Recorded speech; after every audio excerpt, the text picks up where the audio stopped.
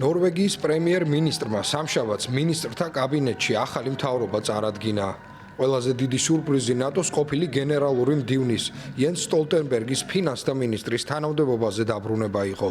ვეტერანი პოლიტიკოსი 9 წლის განმავლობაში ქვეყნის პრემიერის თანამდებობას იკავებდა, სანამ 2014-24 წლებში სამუშაოდ ნატოში არ გადავიდა. გასულ კვირას მძაფრი დებატები გაიმართა ევროკავშირის ენერგეტიკულ პოლიტიკასთან დაკავშირებით, რასაც კოალიციური მთავრობის დაშლა მოჰყვა.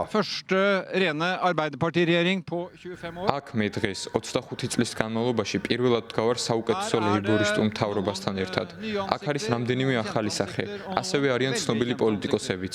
ეს არის გუნდი, რომელიც მზადაა ნორვეგიის სათავეში ჩადგეს და მართოს ძალიან რთულ და გამოწვევებით სავსე დროს. სტოლტენბერგმა სამშაბათს განაცხადა, რომ პოლიტიკაში დაბრუნდა. მან გულდასმით შეისწავლა გამოწვევები, რომელთა წინაშეც დგანან ნორვეგიელები. ნორვეგია, რომელიც არ არის ევროკავშირის წევრი, შესაძლოა დაზარალდეს როგორც ბრიუსელის, ისე ვაშინგტონის მიერ დაწესებული ტარიფებით, თუ პრეზიდენტი დონალდ ტრამპი შეასრულებს თავის მუქარას გადასახადებთან დაკავშირებით.